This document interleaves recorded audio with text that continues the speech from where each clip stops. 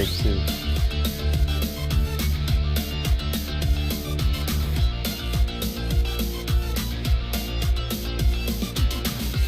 Welcome to In the Zone. I'm your host, Craig Zimmerman, and we went into the Wayback Machine and we pulled out a couple legends from Marine City Middle School, Mr. Larry Rombach.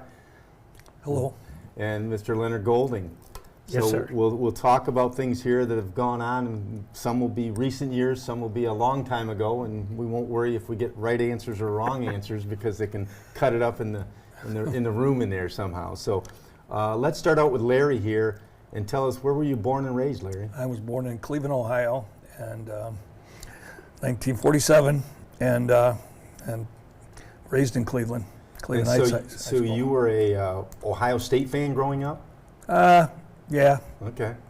Did it take you long to turn over to the Michigan thing, or? I haven't quite yet. Okay. I do like Michigan State. Okay. So born and raised in Ohio, and you came to Michigan. After we'll talk about some of the issues like family, Okay. and all that kind of stuff. High school. Leonard, where were you born and raised? I was born in Yale, Michigan, raised in Yale, Michigan, born in 1938. And haven't moved too far away from there. No, I haven't. Okay. No. You live in Port Huron area? Live in the Port Huron Township. Yeah. So you're a local guy that's never left, sort of like me. Right. Larry That's trekked correct. up here to Michigan. Larry, you went up here for your first job? Yeah, I went to Northern Michigan University. When I graduated, I was driving truck, and I did some interviews in Michigan. Ohio didn't pay very much, so Okay. this was my second interview at East China, and when I got it, I was here forever. And I want to say, because I don't have the dates in front of you, 1973? 1973 is when I started. Okay. Yeah, you look at from 1973, and you've been coaching all that time, different sports, and we'll get into that a little bit. But you started coaching middle school and high school? I started coaching middle school track with Leonard. Leonard's my mentor. And Leonard is your mentor. Anything I did right was from him. So whether you like it or not, this guy, you're attached at the hip with him. Well, I'm proud of him. Yeah, he did a good job. Yeah. Now, did you go to Yale High School? I went to Yale High School. And then That's where? correct. And then where did you go to college? Well, I'll run through it real fast with you. I went in the military for Okay. 2 years, and then I went to SC4 Okay. for 2 years, and then Central Michigan is where I got my degree. So you're a Chippewa. Graduated in '63. Okay. And taught 2 years in Yale. Then I came to East China in '65. Okay. I've been there ever since. Yeah. 2000. Well, it's like you think, we talked earlier before the cameras turned on, but about how fast time flies and this and that. I can remember when I was probably playing 7th grade or 8th grade basketball for you, your kids were little. Small. Right? I mean, I'm guessing at the time they were probably, 5, 6 years old or something like that. Probably. You know, What yeah. year? You know? That would have been 77, 8, Okay. right? So Yeah. you had a couple little ones then. Oh, yeah. Yeah. Yep. So you come to Marine City Middle School. A lot of the names that we talk about, Jack Westerhoff was there, Mr. Prout was there, Mr. I'm having a mental fade. Kovalchik, Mr. Kovalchik. Miss Millie Smith. Yeah. I mean, a lot of those names are from yesteryear, if you wish. The Sheik. Oh, Saunders. Al Saunders. L. Saunders. Mr. Yeah. Saunders, Mr. right. Saunders, yeah. Right. He's another local guy we got to Yeah, get into. we still see him every once in a while, yeah. Yeah. So when did you, Larry, decide you wanted to be a teacher? When I was at Northern, I went up to Northern thinking I was going to play football up there, and had a brief, and it didn't work out. And then I really liked hands-on things, and I was in industrial education, and I knew it then when I did my student teaching. I enjoyed it a lot, and I liked working with kids. And now, a lot of people that might watch this today might not even know what industrial arts are because they don't have them in schools anymore. I was a But shop teacher. I have a feeling that they're probably going to bring some of that back. They should. If you look at society with the job opportunities as a plumber, as a carpenter, and all these jobs, they've never gone away. No, And they never will either. yeah, they never will. So Len, how about you? When did you decide you wanted to be a teacher? Probably right when I got out of the service. Okay. I knew I didn't want to, spend a lot of time in factory work or anything of that line. And I like Larry. I like teaching or working with kids. Okay. And so that's probably when I reached the decision that's what I wanted to do. Now, both of you gentlemen probably coached about every grade from 7th to 12th, right? Correct. Coaching-wise. That's right. Yep. Now, you coached 7th, I can't remember exactly year-wise, but if it was 7th or 8th, or you did both over the years? I did both over Yeah. the years. I actually did a lot in the 7th grade. Yeah. And then Bill Amell Yep. was doing, I think, Jack Westerhoff was doing the 8th at that time.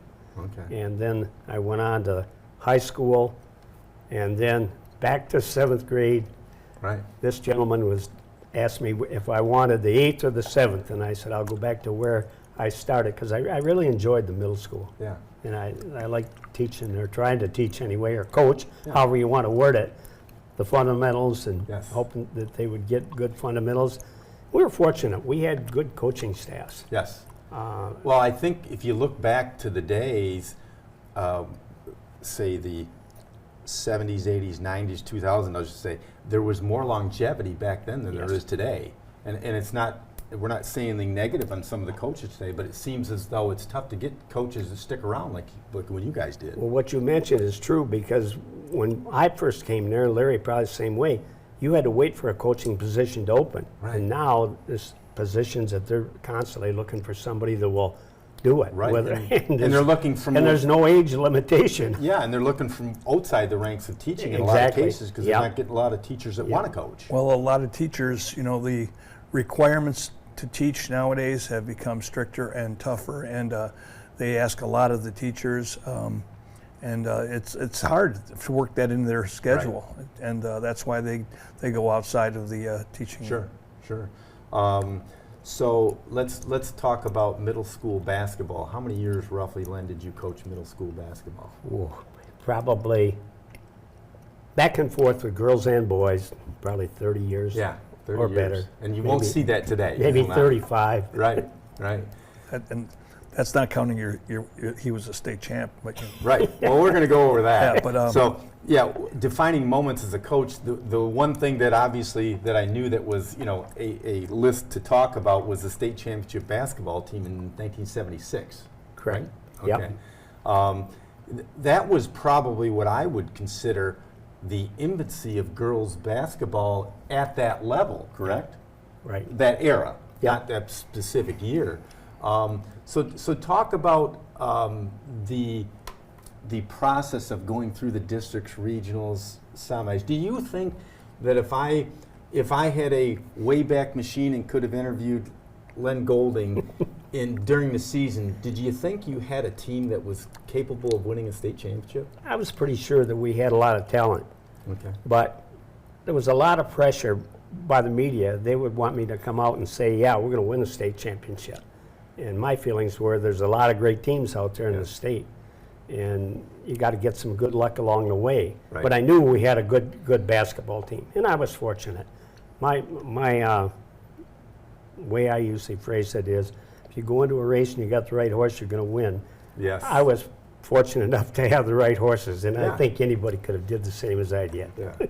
It's that's an easy way to put it for a modest guy like Leonard is. But you look at that too, though. The opposite viewpoint, and I'm sure Larry is going to say, having elite athletes isn't necessarily any easier than having moderate. Right. Because putting them all together, sometimes when you got 5 or 6 or 7 personalities that are type A, you also have to do a big time job on that. Well, that was probably one thing with that state team, and I mentioned that many years ago, was they blended well together. I mean, it took probably maybe a week for the Algonac girls to get Sure. acquainted with the Marine City girls, but there was never any problems, Yeah. as I saw it anyway. Right. Sometimes you had a little bit of community problems. Right. Not- Well, for people that aren't, say, that familiar with what the scenario was, Right.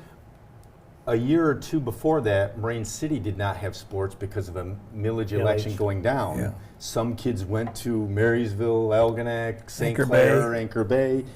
Then Algonac got one voted down, and they had some girls come to Marine City to play. Now, you look at that and you say, oh, that's a great thing, but on the downside is, just as a life lesson, there probably were some ladies that weren't happy that they weren't starters. That's very true. Yeah. You know, and they had to learn to be role players, maybe, right? Yeah. And then so, you know, it's what everybody thinks is a great thing. There's two sides of that coin, obviously. Well, fortunately, we inherited 3 outstanding ball players from Algonac, but there were still 2 positions to be filled. Sure. And with the Marine City girls, that blended in real Yeah. well. If we hadn't had probably a combination of both, Right. I don't Well, know. that plus, so that's 5, Yeah. and you need to win a state championship. You gotta have depth. You need probably another 4 or 5 to win it, right? We wouldn't have won it without it because Yeah. we ran into a real buzzsaw in Jenison in the semifinals. They were 24-0.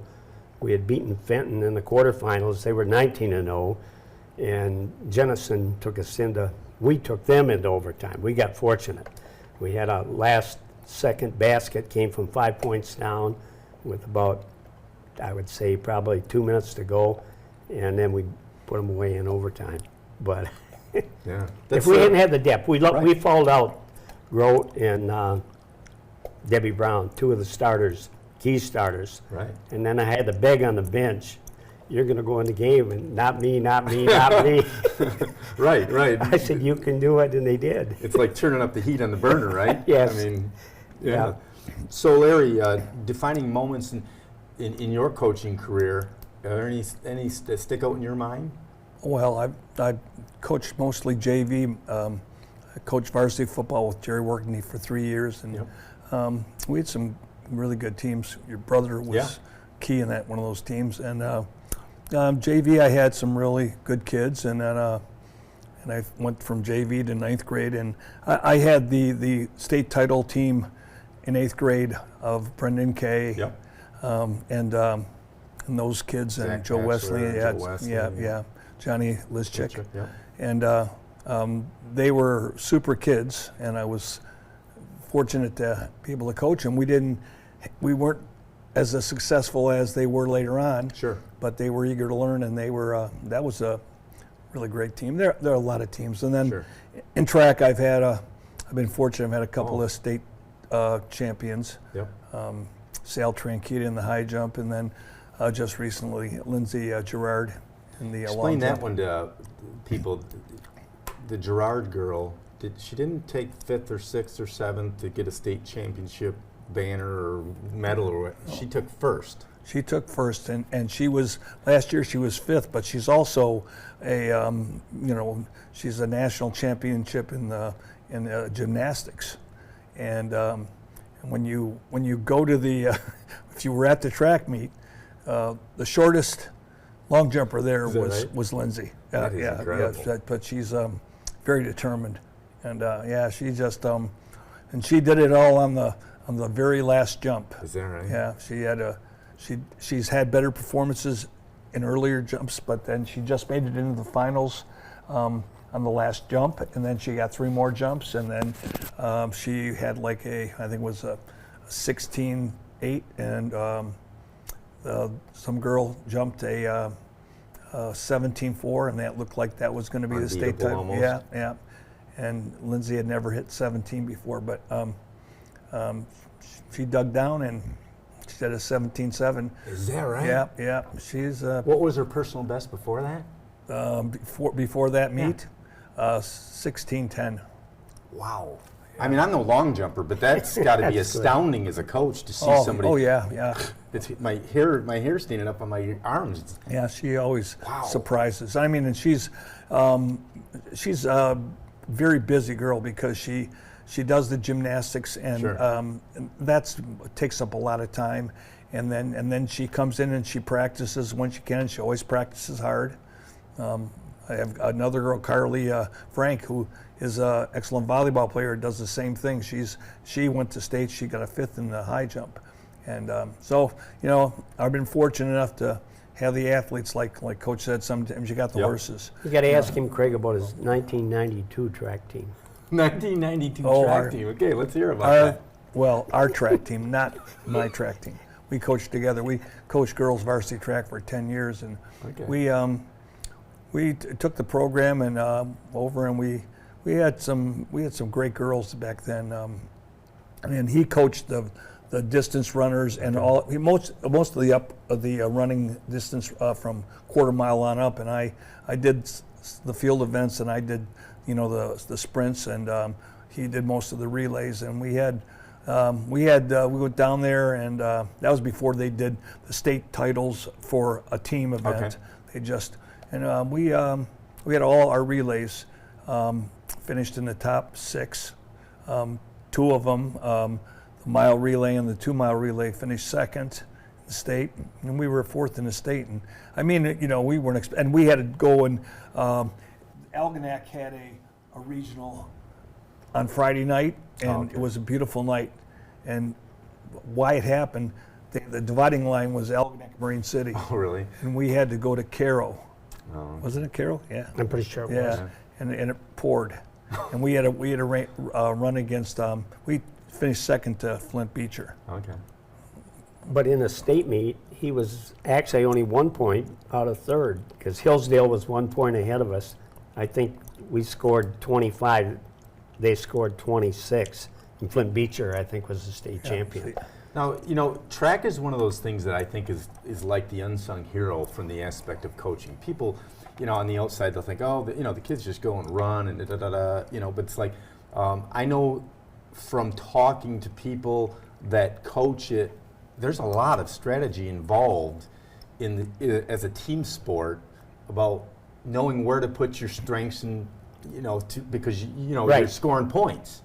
And so, you might take a kid that maybe runs a certain event and take them out of that, because for the team it's better to have them in a relay, take more points or take some against somebody else, right? We had Right. a lot of encouraging sprinters that were mediocre sprinters, if I use that term, and we'd up them into the 400 or the 800. Some of them were reluctant Right. in the beginning, but if they had success, they would accept it. But that relay, going back to one of the relay teams, the one that I coached, the 4x8, which we would call a 2 mile relay today, they never lost a race the whole season. We were in the slow heat. We won that heat, Oh, okay. and we ended up second in the state. Could we have beat the state champion? I don't think so. Okay. They ran a 9:46. We ran a 9:40. No, it reversed. They ran the 9:40. Right. And 6 seconds. we ran the 9:46.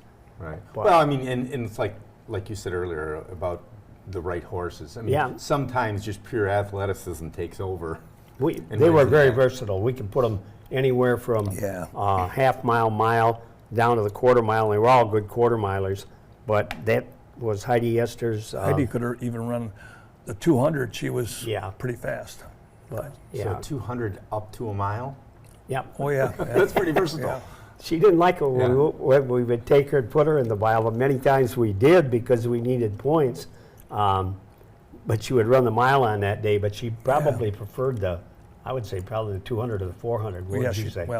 And she loved it in the half mile, but that was her best event. Yeah. But Which brings up question up to me. I don't know the answer. Is there a maximum amount of events? 4. Okay, 4. So Yeah. you can't do 5. Nope. 4 is the most events. Okay. You change the name. No. I've never done that. So I'm going to back up and talk about football a little bit, Larry, because the people that are in the know, the standpoint that and I've talked about it many, many times, the success that Marine City's having in football today, as we know it, I'll use the terminology, was born out of, say, when you and Bill Amiel and Jerry Warkentine coached in the 70s. We all, and I say we know, I'm saying me included because I've been around long enough to know. Some people that are new to the area may not know, but it started back there in probably about 73, 74. Right. What I call, it's like building a house. Jerry, yourself, Bill Amiel, maybe some other people that helped, laid the foundation. and laid a good foundation and had some, because I've heard people even tease about, maybe you remember this, maybe you don't, but the Harpo curse back in the late 60s, right? Yeah. And, there were some teams that went over, I think, a couple times. But so I heard when I first started, I heard they had won 2 games in 8 years. Right. So I mean, it started with yourself included, with Jerry, with Bill, and some other people, and they put a good foundation down. You had been there a long, long time, but Tim Carlson coached. Bob Siskevich comes to town. Bob takes over. Bob did a terrific job. Oh yeah, and Bob is again one of the, I interviewed him here a month or two ago, and Bob's about, like you guys, one of the most humble human beings you ever want to meet. Oh yeah, I had a little bit to do with it, he'll say. He brought a program in that just fit perfectly, and the kids bought into it, and that was the start of our real success there. And the thing that I've said, and I said it to Bob even, I said, you've got to know that your handprint is all over this thing. And just like you've been involved all those years, and some people may not give the due, if you will, but I'll give you the due. You're part of the program and solidifying and putting that foundation in, and it carries over. So Bob takes over, and he institutes this professional approach, this, I'll call it, some of it might be even attitude, and a workman's approach to the basics. And he's sort of like an army guy, and here's what we're going to do, and it works. And his 2 assistants, and not just 2 assistants, but 3 or 4 or 5 assistants, really, if you look at them, they have carried that on and on and on. Now, it continues. It continues, right. Yep. I hope I never see any disintegration of the product. Well, I'll tell you a quick, short, when Bob first came to Marine City, he was going through the library. And I asked him, I said, I didn't know him very well, and I said, Bob, how's the football team going to be this year? And he said, well, I think we'll be okay, but we don't have much speed. We're going to be kind of slow. And I said to him, can't you coach that speed? He looked at me, are you crazy? Right. What? Right. Well, and I've always said, they're not growing bigger boys in Marine City than they are in St. Clair, Marysville, Algonac, wherever. And I've said this about 6 times in the past 20 interviews. I said, if Walt Braun wasn't so dominating in the 70s, 80s, and 90s, Marine City probably wouldn't be as good today, because they were shooting for Walt Braun. Yep. You were there in the sidelines, right? How many times probably did you go home on a Friday night and just go, ready to pull your hair out, saying, they're not that much better, they're just... They were disciplined. Right, disciplined. And that's and we became more and more disciplined. Right. We had to beat them. I can remember the first time Jerry beat them at Marysville. Now here's the funny story I say about that. You can't remember what you had for lunch yesterday or today, but you can remember back to the fall of 1978. And in my mind, I can see it. I can see Ricky Minor going down the sidelines, and my brother Scott throwing a touchdown pass to him. I can see that. Yeah. We beat him at Viking Stadium. Yeah. And I think it was their homecoming, and very upset fans. Yeah. So you can remember. How does the human mind work that you remember that far back, right? But you do. Oh yeah. So there's incredible moments like that. And the other thing that I say, it's not just a sport thing, but it's also because you guys were tasked with making young men and young ladies better people, whether it was track or whether it was in your history class or in your shop class. That was what it was all about, right? Yep. And so that, Larry continues to see this because you're still coaching. I can't imagine there's anybody in East China School District that has coached longer than you have. Right? I don't know. I'm going to have to figure that out. No, I'm pretty sure you're correct on that. Yep. From 1973, did we say? 74, I started coaching track and basketball with Coach, and then I went on, and then I think, I can't even remember, Jerry Workentine, Bill Amiel took a leave of absence for a couple of years, and Jerry was looking for somebody to coach with him. And back then, when you're like 2-8 Right. for that many years or whatever, or two, you are looking. You know, you're not. People aren't coming out of the Woodwork to do it. yeah, Right. yeah. So I was actually in the UP working in a lumber mill that I used to work in, and Jerry was driving through Marquette. He stopped in a mall to get his wife, Amy, ice cream cone. She was pregnant with Gretchen, and he saw me. I was and I had my hard hat Wait a on. minute. I'm not kidding. And he saw me in the thing, and he goes, Rombach, I've been looking for you. I thought to myself, you came all the way up here, but it was just a coincidence. And he told me that he needed an assistant varsity coach, because back then you got 2 coaches, that's it. You had already coached. You had already coached with him at that time. No, that was my first job. No, I didn't. I started at the varsity level. I went down, but no. So he told me, yeah, you start on Monday, and this is kind of funny because so I drove home, and I drove home on my motorcycle from Marquette, and I was cleaning the motorcycle chain, and I cut my finger off. Yeah. So I had to start the first week of practice. My hand was in a cast with bandages on it. And of course, your brother and those guys weren't too kind to me, back then. Yeah. Yeah. So, but yeah, that's how it started. Wow. Yeah. Now see, that's what I like about doing this program. I learned different things about scenarios like that. I never heard that story.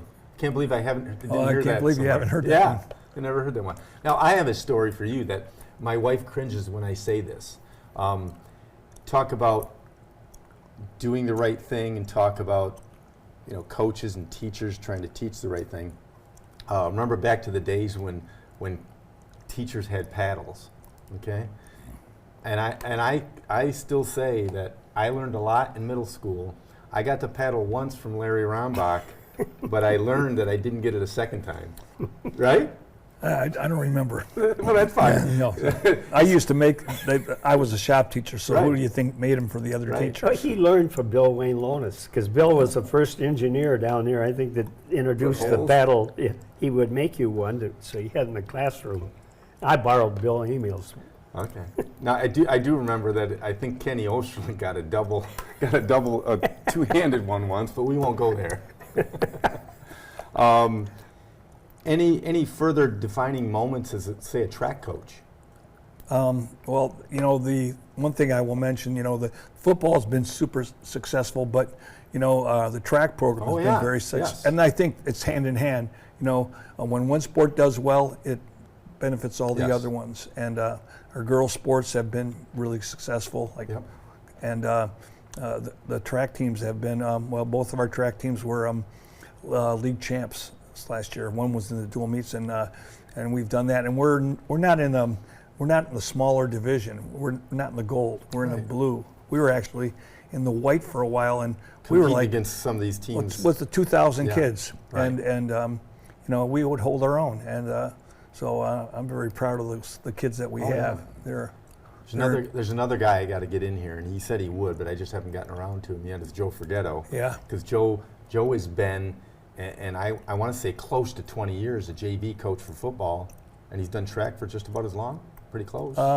Because when we first started coaching, we had Tony Scarcelli was the head coach, and Bob Skepich was the assistant. It was the reason he would have been the head girls coach, except he was doing the girls varsity basketball. He wouldn't take the job. Okay. So he told me if I didn't take it, we wouldn't do it. So then I had a longevity thing with him, but I didn't carry it out. Okay. I said I'd stay there as long as he coached the girls varsity, and when he had enough, I would quit. But I went down back to the eighth grade. Yeah, eighth grade. Yeah. Now, Larry still coaches track as we speak. You coached this past spring. Yeah, I do the field events. You going to do that next year, you plan? Unless something happens to me. Yeah, as long as you're good. Now, Len, you don't coach any longer, but you probably go to a few grandkids events. I go watch the grandkids, and I still enjoy all the sports. And I follow the Mariners all the time. Yep. one thing with Marine City, you get tremendous community, Yeah. support. Yes. And that's real important to the program, has been for a long time. Yep. The funny thing is they passed the millage and they're going to do some advancements on the schools and, make, they're going to take some of the old middle school down. And I think in my mind tells me, well, that middle school isn't that old. We were the first class in it. But when you say it isn't that old, it was built in the mid-'70s. Right. So, it's Yeah. just about 50 years old. Yeah. So I think they're going to take part of a wing or two down, I guess. Are they? I didn't. And I can't remember exactly. I guess we'll see it come out in the next couple months. But with the declining enrollment is the Yeah. issue. That's an interesting issue from the standpoint of, like you mentioned, being competitive. Still, back I would say early 2000s, we were on 810, 820, 830 as far as high school numbers. Now we're down to about 500, 525. 520, yeah, 525. Well, numbers in the sports, I've noticed as a spectator, have really gone down. Right. Like Port Huron High, they'll probably be after me for saying this, but their numbers are down. Yeah. And when I talk to Algonac's had problems with Yes. numbers, and Larry knows, like with that blue division, number of the teams can't field a freshman team, and so right. there's only a JV program, which is going to hurt your varsity program. But numbers have been down, Right. declining. I don't know. Port Huron in track. Yeah. Hate to say it, but High had really low numbers. I think they had 7 girls on their track team. Is that right? Yeah. And our girls track team was over 20, 25, and our boys track team was like 35 to 40. So we were fortunate we get the numbers out, and the kids come out and they do a great job. Yeah. And I mean, when you're competing against a school that has 1,500 sure. to 2,000, and they have low numbers, you wonder what's going on. I Right. mean, they might have multiple sports like Right. we don't have lacrosse, Sure. which is fine, but I Yeah. The interesting thing at a high school nowadays that I notice too, though, is that, and I don't have any numbers to talk about, but if you take a look at all the sports that you have kids involved, from track to girls basketball to cross country to football to tennis, soccer. Okay, then you add band to it. Right. Then you add drama to it. If you add all those together, I would guess to say, wouldn't you think 80 to 90% of the kids are involved in something? I would think so. Because Yeah. it seems like, Yeah. as I'll use the terminology, somewhat of a football school, that's where you get your biggest crowds. Right.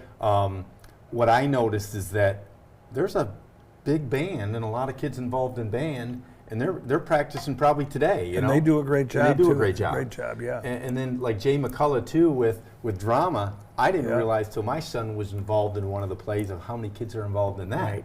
Because I always say when everything's done and you graduate, generally speaking, your athletic days are over. Correct. Other than some Correct. pickup games here or there, maybe a rec league. There aren't too many pros or kids going to college or pros. So I think it's important to have a well-rounded. Well, probably in the sports, tennis and golf would be two of the sports where there's a carryover in later life. Right. The rest of them, you play You don't- football, not you're playing- done. Yeah, In exactly. basketball, you might play in some min league for a Right. while, and same with the baseball. Yeah. But no, speaking Seems like you- golf is the one, obviously. The one, Yeah. because golf, you don't really have to have tremendous knees. Tennis, you do. Yeah, So- you're right. Some people carry on in the running, though. Oh, yeah. Like one that we had a long time ago, and I mentioned her as Angie Beatty, who was Angie Rossi. Yes. She was, when we had her, she was a sprinter. Like Coach would say, she wanted to be a sprinter. Yep. And now Angie is. I think she ran in the did. Boston Marathon. She ran Boston the Marathon, Boston. and now she's a girls a cross country coach. Yeah. She just does an excellent job and stuff. So. Yeah. I've interviewed a couple cross country coaches, John Davidson, who's another guy. Right. who's a John's, heck of a He had Oh, a yeah. resume there. program. Oh, yeah, Excellent. Yeah. Super. And the interesting thing is, again, getting back to that track approach where some people think that these coaches, they let the kids go and they run. No, there's a lot of process, a lot of training, a lot of time, a lot of team building, and then a lot of, running. Tom Brenner told me, and I had never heard this, about how across country, how they look at, like, okay, they track times, and I want my 1 to beat their 1, and their 2 to beat their 2, and if one of my guys in 6 or 7 can beat their 5, or some. Well, cross country, yeah. You could be 21st and be the key runner that won that meet for your team. Right. Because it's a top 5. Yeah. In other words, your 5 count, right, Larry? Right. Regardless of where they are. Yeah. So, very interesting. Yeah. Thank you for coming in here. We wanted to have a good talk with you guys. Thank you for having around. us. Yeah. Well, I appreciate enjoyed it. it. And, I'm glad you invited us. Yes. So have a good day, and thank you for watching on CTV6. If anybody knows anybody that wants to recommend somebody else, you included, call the number. You've got my phone number, 586-707-5811, and tell me who to pick up. So we'll see you next time, everybody.